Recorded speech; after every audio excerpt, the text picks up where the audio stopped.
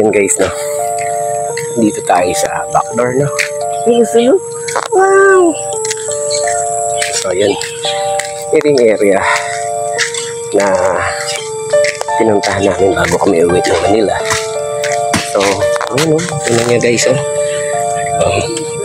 Meron siyang sa gitna ng dagat, no?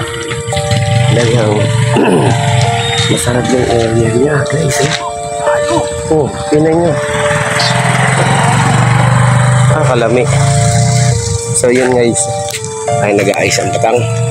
Tapos kami talaga mag-ano lang kami. So, dito gagawa tayo ng isang video. Nasasayaw syempre si Angelo yun. Elias University TV. So, yan na sila Elias, oh. Ayun, oh.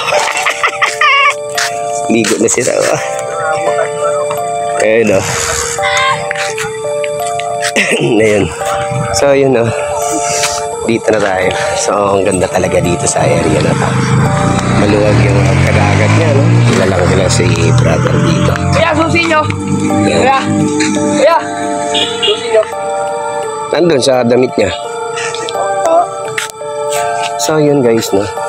Kung mapapansin nyo, napakalaki pa ng mga lupain dito talaga. Tingnan yung kabundukan dito sa Mindanao, no? Luwag. Mindanao tayo. So, maanin natin ba dito? Sasayaw tayo doon. Maganda yung maliligo tayo mamaya-maya konti. Pero tinan nyo guys.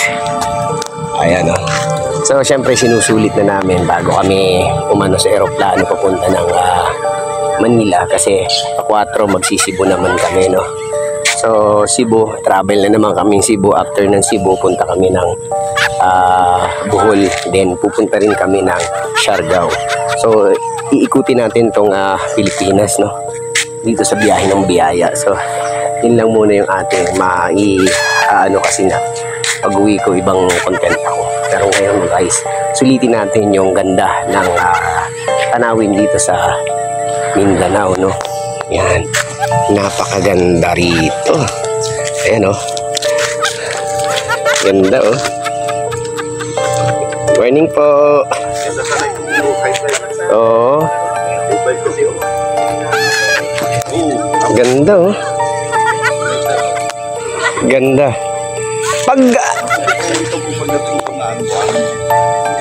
Pero pagka high tide to, kuya, ano yun? Yung bahay, puno din yun? Oh. Aapaw yan. Hindi. Ay, floating. Floating house, yung ganda, oh. Pag tumaas, taas rin siya. Hindi pala lulo. Akala ko naka-fix lang siya.